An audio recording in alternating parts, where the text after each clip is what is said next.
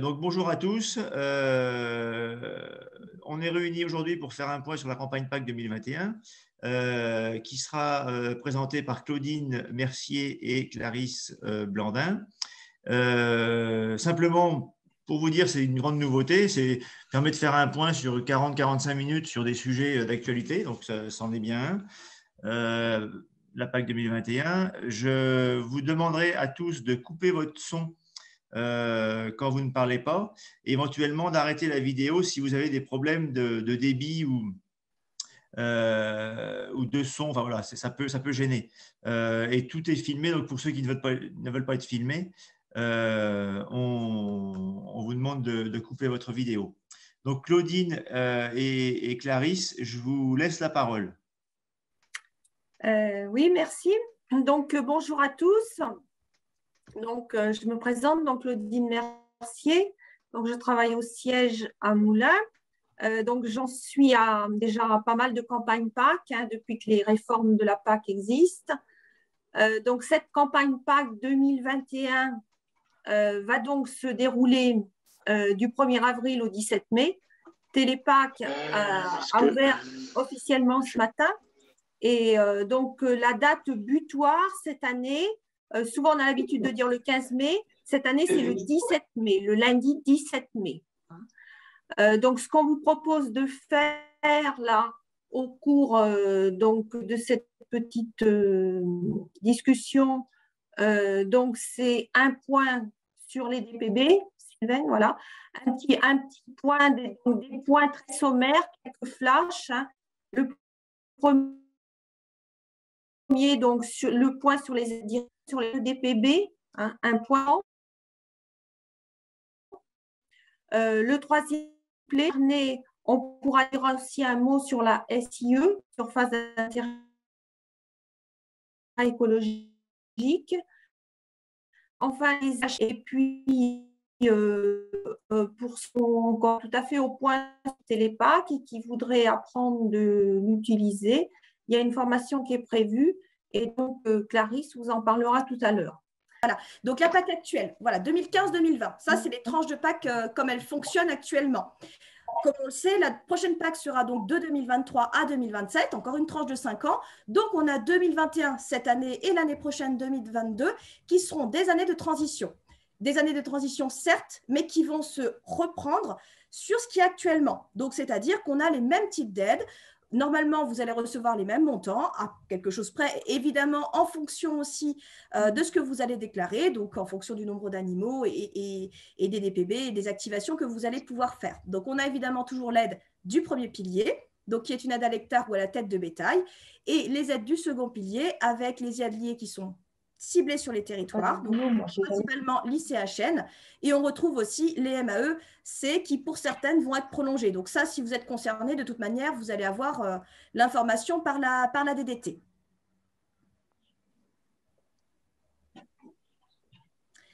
Donc la déclaration, évidemment, sous Télépac. Le 15 mai tombant un week-end, donc ce sera le 17 mai que l'on va pouvoir, jusqu'au 17 qu'on pourra déclarer. Donc que ce soit les aides PAC et aussi l'aide à la prime à la vache. Donc un petit point sur ces clauses de transfert de DPB, donc qui sont comme tout. Vous m'écoutez là, c'est bon? Là c'est mieux, beaucoup mieux. Ouais. Bon, je suis descendue à côté de la box, voilà. Qui sont comme toujours donc très importantes pour permettre de transférer les DPB. Globalement, il faut dire que les clauses donc, sont identiques à 2020. Ce qui est très important, c'est donc de les préparer à l'avance avec les justificatifs. Ces clauses, ce sont des imprimés qui sont disponibles sur Télépac. Dans le bandeau en haut sur Télépac, vous avez les formulaires 2021. Donc, elles se situent là. Et il est important de les préparer à l'avance avec tous les justificatifs. Et donc, elles sont à envoyer, donc de préférence par papier en DDT. Donc, vous savez que les DPB suivent le mode de transfert du foncier. Donc, c'est pour ça qu'il y a différentes clauses. Alors, les plus importantes, donc on retrouve la clause A qui sert lorsqu'il y a un transfert direct de foncier. Et puis l'autre, c'est la clause C, lorsqu'il y a un transfert indirect de foncier. Donc, en principe, le mode de transfert des DPB suit le mode de transfert du foncier et il faut bien justifier à chaque fois du transfert de foncier. La clause B, c'est un petit peu un cas particulier puisque c'est lorsqu'il y a un transfert de DPB sans transfert de foncier, avec là, vous le savez, donc un prélèvement de 30% sur la valeur. La DDT nous avons fait l'autre jour une petite réunion de mise au point par rapport à ces clauses. Elle insiste vraiment sur le fait que pour tous ceux qui ne sont pas sûrs d'eux, ils peuvent aussi prendre des rendez-vous, donc ils ne font pas d'accueil physique normalement, mais sinon, pour ces clauses-là, il n'y a pas de souci, ils peuvent prendre des rendez-vous pour s'assurer que les dossiers sont bien complets. Hein, parce qu'il nous disait qu'il y a à peine 30% des clauses qui sont déposées et qui ne sont pas complètes. Et donc après, derrière, ça peut aller jusqu'à des refus de transfert et l'administration est de plus en plus exigeante par rapport à toutes les signatures, par rapport à la cohérence des dates, parce que souvent, donc pour les cédants, il faut justifier de la fin de cessation de possession des terrains et des DPB, mais pour le repreneur, il faut justifier aussi en parallèle. Il faut que toutes les dates soient très cohérentes. Il faut qu'il y ait les signatures de toutes les parties avec le nom qui soit mis, des choses comme ça. Alors, il nous incite vraiment à beaucoup de vigilance par rapport au remplissage de ces clauses parce qu'eux-mêmes, ils sont contrôlés et après, les conséquences, elles sont pour les producteurs. Donc, n'ayez pas peur de poser des questions, de nous demander tout ce qu'il faut par rapport à ces clauses. Donc, après, les clauses particulières, c'est celles qui permettent d'attribuer des DPB par la réserve nationale. Donc, c'est essentiellement pour les JA, donc les jeunes agriculteurs et les nouveaux installés, hein, pour des clauses d'attribution de DPB ou de revalorisation. Et donc, une seule dotation, ça c'est le point important à rappeler, une seule dotation qui est possible à celui qui en fait la demande sur cette programmation DPB-là. Hein. En fait, c'est plus que 2015-2020, c'est vraiment sur toute la programmation là, des DPB. Donc, voilà, sur ces DPB, soyez très vigilants, c'est vraiment le mot d'ordre hein, par rapport à ça. Après, donc, en même temps que les DPB, on demande aussi des aides couplées, parfois. Hein. Donc, les aides couplées végétales, donc pour ceux qui sont concernés, donc il faut bien sûr ne pas oublier de cocher la case hein, sur le télépack. Donc, un petit rappel sur les aides couplées végétales. Les plus importantes, donc, c'est les aides aux légumineuses fourragères. Donc, vous le savez, pures en mélangeant entre elles avec céréales ou oléagineux, protéagineux. Seuls les mélanges avec les graminées donc, ne sont plus éligibles depuis quelques années. Alors, il est vrai que le montant varie un peu chaque année. Ça a été 160 € de l'hectare là, en 2020. Hein, tout dépend du nombre d'hectares admissibles par rapport à l'enveloppe qui est disponible. Donc, en aide couplée végétale, il y a aussi les protéagineux, hein, donc autour de 149 € en 2020. Et puis, il existe aussi l'aide au soja qui est très peu élevée, mais bon, qui a le mérite d'exister. Voilà pour les trois principales, on va dire.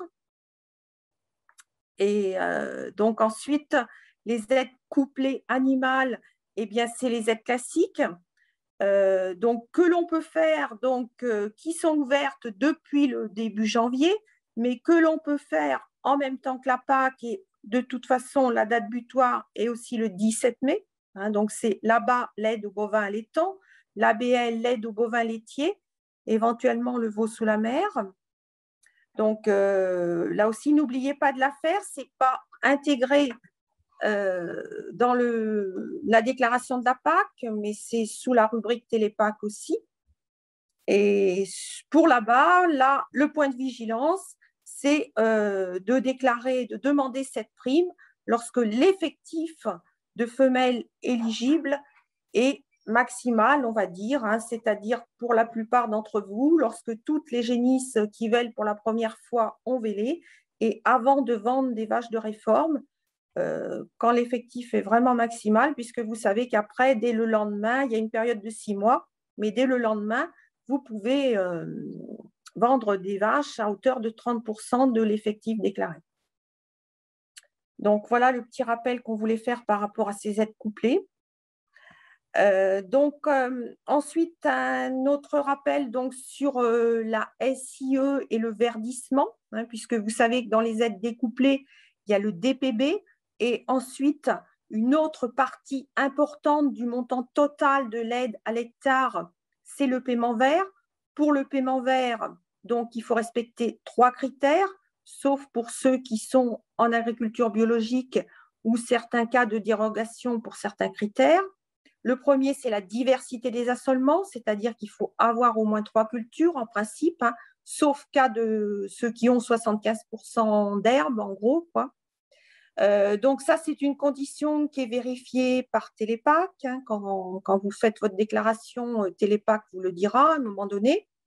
Le deuxième critère, c'est le maintien des prairies permanentes.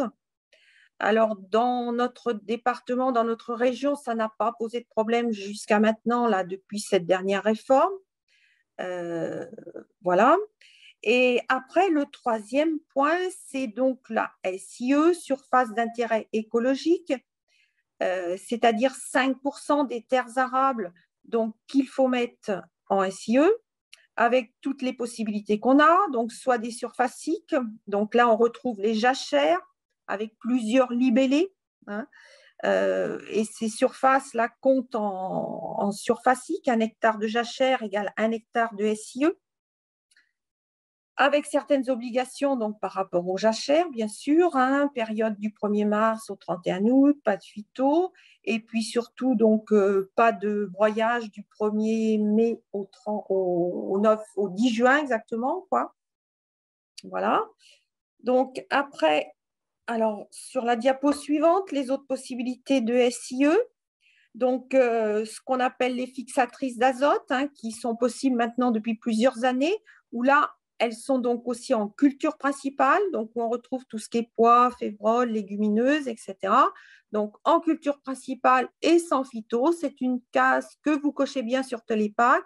Alors après, effectivement, il faut que ce soit réel sur le terrain. Et puis aussi, une autre possibilité pour faire de la SIE en surface X, c'est ce qu'on appelle les dérobés. Donc là aussi, vous les déclarez sur Télépac, hein, derrière une parcelle que vous aviez ensemencée en blé, orge ou autre chose, autre culture d'hiver. Vous déclarez que vous mettez une dérobée. Donc il faut au moins 2 espèces. Et là, la nouveauté, c'est qu'il faut, depuis quelques années, c'est que ce couvert doit être implanté pendant au moins 8 semaines et les dates sont définies. Donc, cette année, ça sera aussi à compter du lundi 8 ou 9 août jusqu'au vendredi 3 ou 4 octobre.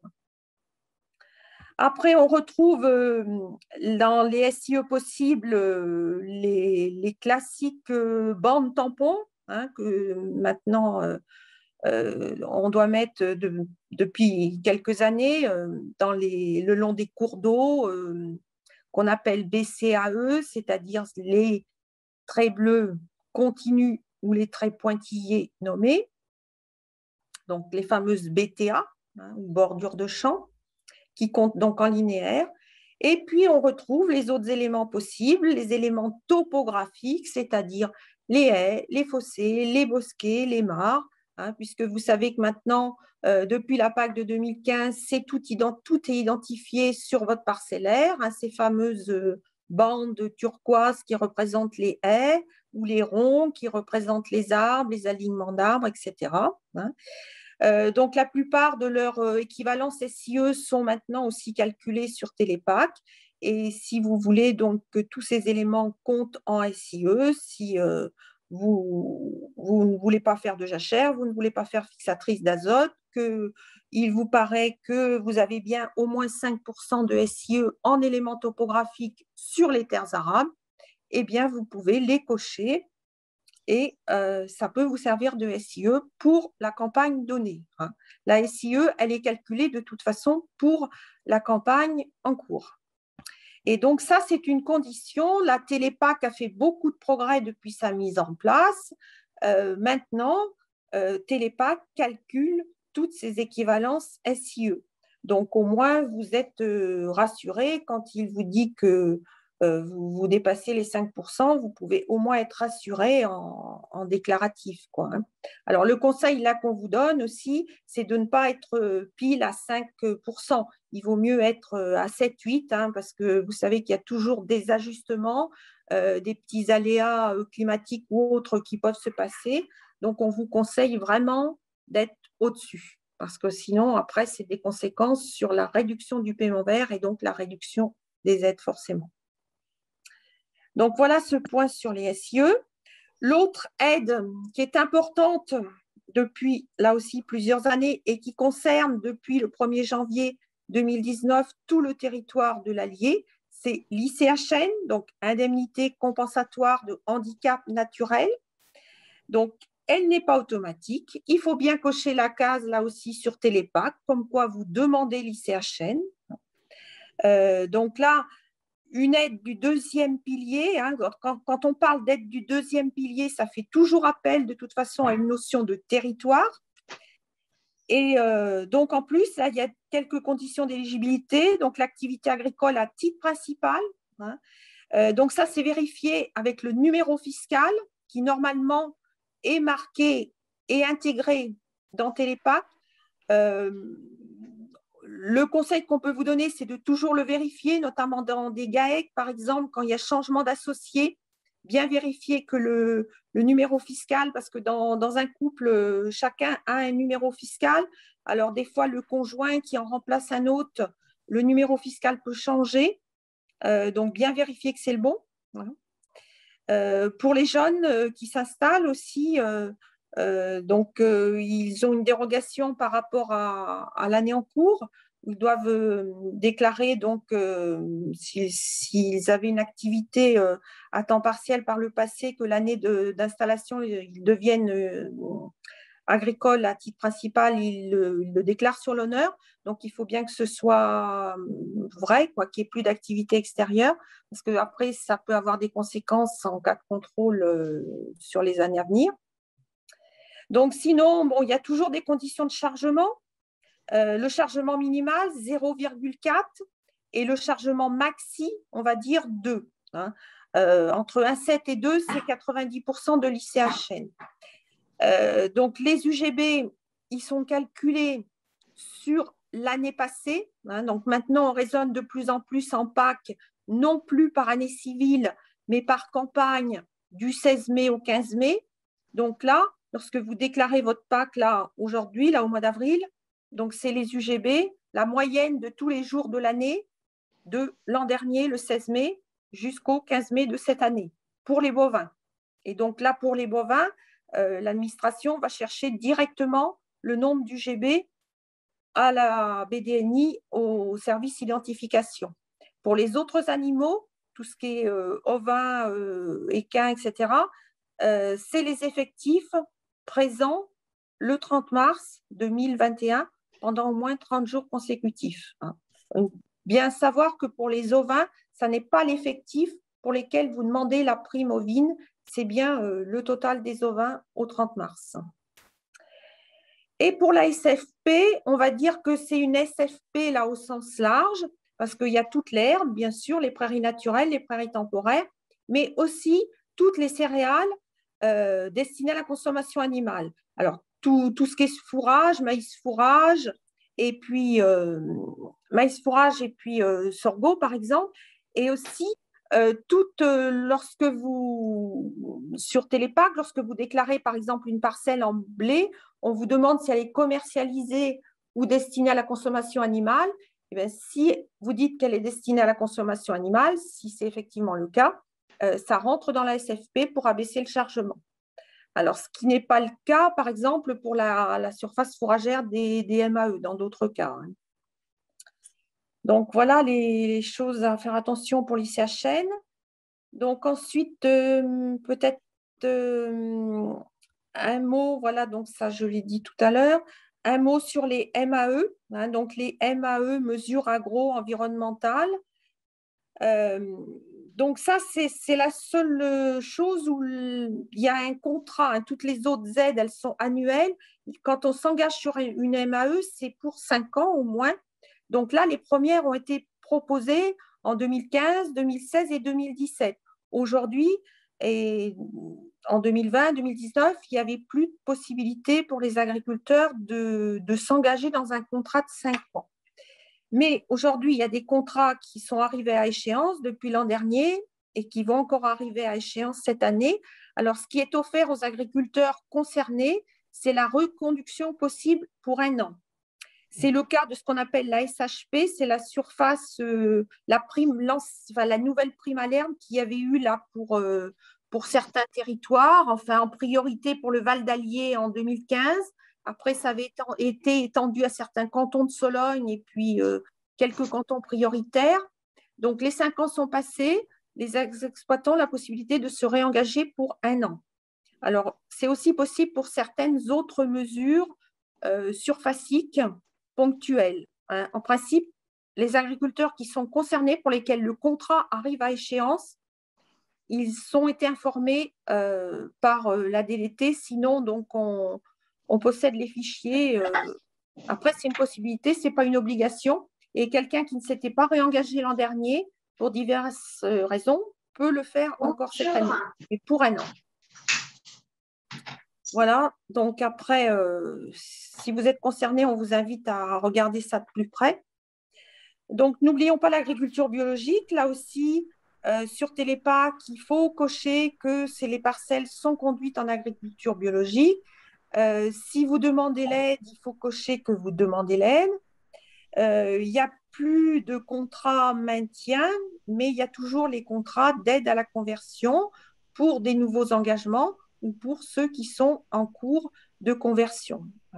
Donc, il y a des justificatifs à produire, certificats, attestations, qu'il convient donc de mettre en pièce justificative sous Télépac. Voilà pour l'essentiel. Donc, je laisse ma collègue Clarisse vous présenter la dernière diapositive. Oui, donc moi, je vais me présenter rapidement aussi. Donc, Clarisse Blandin, je suis conseillère à la Chambre d'agriculture de l'Allier basée sur Moulins depuis une quinzaine d'années. Et puis, je fais pas mal de dossiers PAC aussi, comme Claudine. Et je propose aussi cette année une formation un peu spécifique sur Télépac. Pourquoi sur Télépac? Parce que voilà, vous avez peut-être tous un peu l'habitude d'utiliser Télépac peut-être pour faire au moins votre déclaration PAC, tout type de déclaration, mais d'aller peut-être un petit peu plus loin sur la connaissance de Télépac, être assez à l'aise avec l'outil. C'est vraiment maîtriser cet outil-là. Alors, la formation n'a pas pour but de vous faire faire votre dossier PAC, c'est vraiment de savoir utiliser Télépac au mieux et puis de connaître aussi l'ensemble des fonctionnalités parce que voilà, il y a beaucoup de fonctions qui existent sous Télépac. Vous pouvez récupérer énormément de documents, avoir énormément d'historique. Donc, c'est vraiment une maîtrise et que vous soyez autonome justement sur cet outil. Donc, avec plusieurs objectifs. Donc, on fait un point quand même dans le début de formation pour identifier les nouveautés de la PAC. Bon, même comme vous avez pu voir, hein, il n'y a pas des grandes nouveautés pour cette année 2021. Mais voilà, il faut quand même intégrer les nouvelles fonctionnalités de Télépac qui vous permettront de déclarer par la suite au mieux. Et puis, comment s'organiser aussi pour préparer sa déclaration. Tous les documents à préparer, à organiser, voilà, pour que vous puissiez démarrer le plus sereinement possible. Les différentes fonctionnalités aussi du logiciel avec les étapes de la saisie. Donc là, il faut vraiment être à l'aise sur l'outil Télépac à la saisie de la PAC 2021. Vous comprenez aussi toutes les informations qui pourront être enregistrées parce que voilà, des fois, on arrive au bout d'un moment à la déclaration, on a des alertes rouges, des alertes jaunes, on ne sait pas forcément ce qu'il en est, comment, quoi faire. Et au final, il y a aussi beaucoup d'informations pour l'utilisation de cet outil. Et puis, on vous laisse un petit temps sur cette formation en fin de journée pour quand même commencer un petit peu de mettre en œuvre sur votre propre exploitation les fonctionnalités de ce logiciel.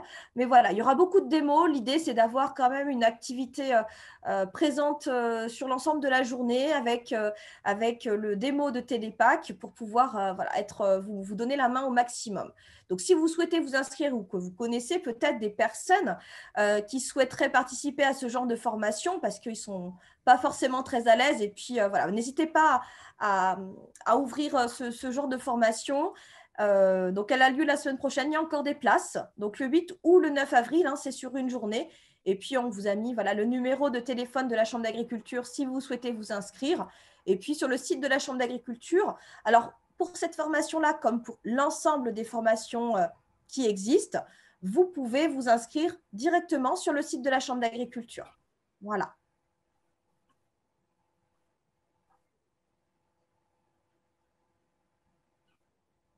Bien, merci Clarisse et merci Claudine. Alors, excusez-moi, je suis pris un peu en retard. Là, j'avais une très, très mauvaise connexion. Je vous voyais, mais vous ne m'écoutiez pas.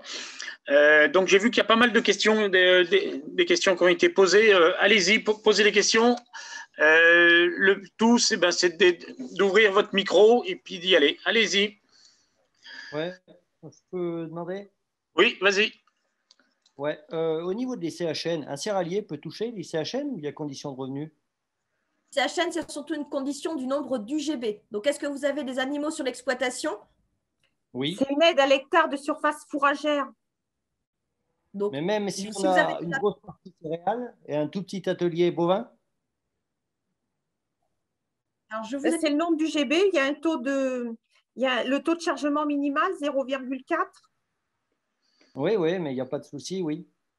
Dans ce cas-là, vous pouvez en bénéficier avec les critères. Je ne sais pas, Sylvaine, si tu peux remettre Oui, quand on parle revenu, c'est revenu extérieur à l'agriculture. Hein, ce n'est pas revenu céréalier ou revenu élevage. Hein. Oui, oui.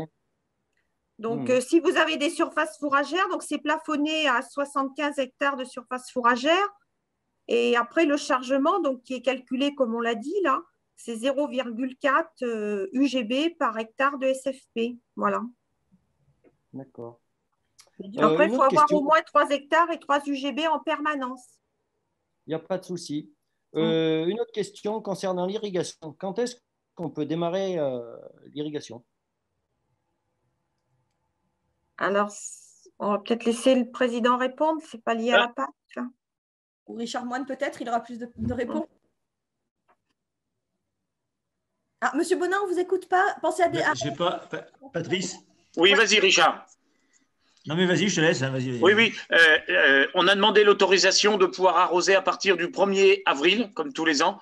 Donc, c'est accordé. Je ne sais pas si c'est officiellement revenu, mais c'est bon. À partir du 1er avril, on peut commencer d'arroser, quand ça le nécessite, bien sûr. Merci, Richard. très bien. Ouais. Oui, c'est bon. Mais juste, quand ça nécessite, Patrice, tu fais bien de rajouter qu'on évite les dérapages de commencer l'irrigation trop tôt dans la saison. On a quelques soucis quand même à gérer ce dossier-là avec l'administration à force de quelques dérapages injustifiés. Mais on peut y aller. On peut y aller à partir d'aujourd'hui. C'est vrai que la semaine prochaine, peut-être ça sera mieux, mais pour l'instant, on est une période relativement sèche. Là. D'autres questions? J'ai vu qu'il y avait certains demandaient d'avoir les documents. Il n'y a pas de souci, on pourra vous les faire passer pour ceux qui les demanderont. Il suffit d'envoyer un mail et puis on vous les fera passer.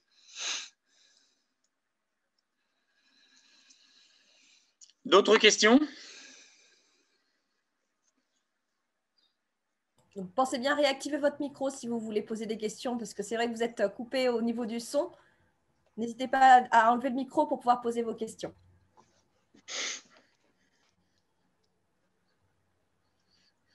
Est-ce que vous m'écoutez? Bernard Madet. Oui, on vous écoute. Je ne sais pas si ma question est bien à l'ordre du jour. C'est concernant les prairies permanentes. Je ne sais pas pour cette PAC, peut-être que c'est calé, mais concernant la nouvelle PAC, je m'inquiète un petit peu de la durée de 5 ans à partir du moment où les prairies temporaires basculent en prairies permanentes. Vous savez qu'on a la possibilité de semer des prairies temporaires de courte durée et des prairies temporaires de longue durée. Longue durée, c'est-à-dire avec fétuque, dactyle, raigré anglais. Et au bout de 5 ans, certaines prairies temporaires peuvent être abîmées et ont besoin d'être faites pour plusieurs raisons, sécheresse ou qu'elles ont été abîmées ou que le terrain ne permet pas que la prairie temporaire dure plus de 5 ans. Mais vous avez des prairies temporaires qui ont été semées et qui, au bout de 5 ans, sont de très très bonne qualité. Et je trouve que c'est une hérésie économique et environnementale d'avoir à les labourer pour conserver le statut de prairie temporaire. Je pense que peut-être qu'il y a une réflexion à avoir et peut-être que vous l'avez, je ne sais pas. Voilà ma remarque. Alors, moi, je précisais les choses. Donc, c'est vrai que si on se base purement sur la PAC et donc sur Télépac, au niveau déclaratif, vous avez la possibilité donc soit de déclarer prairie permanente, mais ce qui n'est pas le cas, comme vous l'expliquiez, on n'est pas dans un système d'une prairie sur une très très très longue durée, et vous avez la possibilité de déclarer en PRL, c'est une prairie rotation longue, donc c'est une prairie de plus de 6 ans. Alors, je comprends bien votre inquiétude. Après, voilà, pour la déclaration pure, si je me base avec ce que vous pouvez déclarer, il faut déclarer la PRL, donc prairie rotation longue, prairie de plus de 6 ans, qui sera considérée donc, dans les pâturages permanents. Donc, ce n'est pas une prairie naturelle, mais pâturage permanent. Et donc, voilà, vous avez quand même un petit différentiel au niveau du nom. Voilà, de toute manière, la DDT, enfin la DDT, le Télépac vous basculera automatiquement dans cet élément-là du moment où la prairie a déjà 5 ans d'existence au niveau de la déclaration PAC. Oui, mais elle reste néanmoins sous le statut de PRL, ok, mais elle rentre dans la catégorie des prairies permanentes. Oui, c'est là où je précise bien, ce n'est pas une prairie naturelle, ce sera une prairie rotation longue. Oui. Un peu sur les mots, mais mettez plus d'instinct, justement, la notion de PRL plutôt que PPH. Oui. En herbe.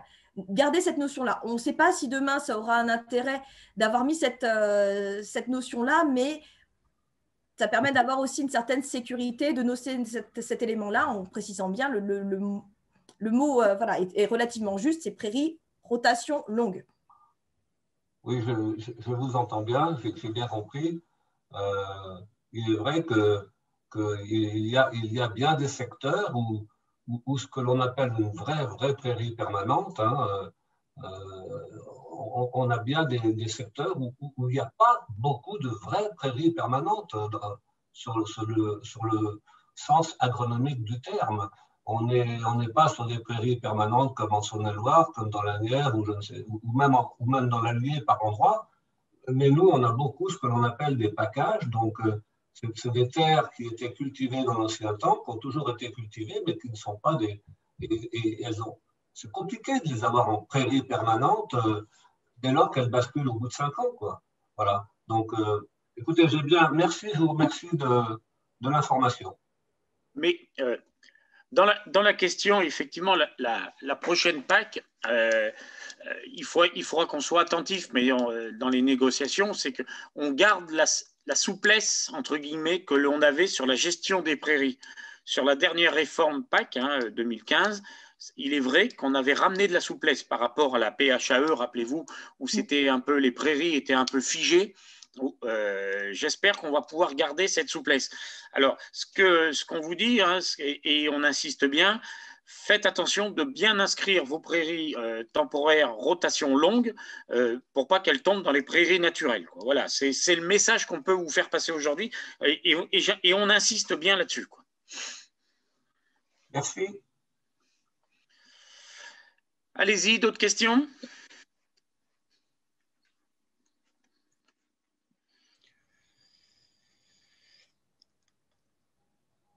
Alors, bien sûr, nos techniciens sont à votre écoute pour demander des renseignements pour remplir vos dossiers ou pour remplir vos dossiers tout simplement, parce qu'un certain nombre d'entre vous font la déclaration PAC avec l'aide de la Chambre d'agriculture, puisqu'il y a plus de 1500 agriculteurs qui le font avec la Chambre, donc on est toujours présent.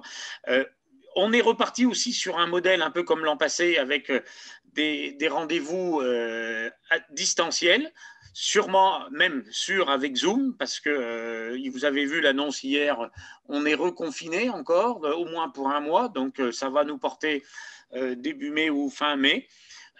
Ou 15 mai, donc la période de la PAC sera faite. Donc, mais l'an passé, ça s'est bien passé. Alors, il faut aussi, ça s'est bien passé parce que les agriculteurs ont joué le jeu et puis nos techniciens aussi ont fait tout ce qu'ils ont pu pour que ça se passe le mieux possible. Et il faut les remercier aussi. Donc, j'espère que cette saison sera la même sur la facilité des dossiers, même si c'est compliqué de ne pas se voir, de faire rendez-vous par visio, mais il faut qu'on s'adapte, on n'a pas le choix. Ensuite, cette visio sera revisible, hein. Il n'y a pas de souci. Normalement, on peut la revoir, donc peut-être dès demain ou tout au moins dès lundi. Elle sera sur YouTube pour pouvoir la revisionner pour ceux qui voudront ou ceux qui n'auront pas pu suivre aujourd'hui. Nous étions à un moment donné pas loin de 50 personnes à suivre cette visio. Donc voilà, donc comme quoi que le modèle, il est pas si mal que ça. J'ai quelques petits messages là qui me disent que c'est une bonne idée. Et j'en profite pour vous faire l'annonce de la semaine prochaine, parce que la semaine prochaine, le 8 avril, il y a une autre visio le jeudi, parce qu'on appelle ça les visios du jeudi, et ça sera sur le carbone. Voilà, donc pour ceux qui voudront suivre aux mêmes heures, et puis pareil, vous recevrez les codes dans la semaine. Et s'il y a d'autres choses, Richard, si tu veux rajouter quelque chose? Non, je pense que tout est dit. Hein. Très bien. Voilà, donc merci écoutez, à vous. Je reçois des messages. Merci beaucoup pour votre présentation et votre dynamisme. Ben, c'est l'idée, c'est de pouvoir. On ne peut pas aller voir les agriculteurs en physique, et l'idée, c'est d'aller les voir par visio. Et je trouve que c'est sympa et c'est quelque chose qui est en train de prendre quand même, quoi. Donc, merci et à bientôt à tous et bonne journée.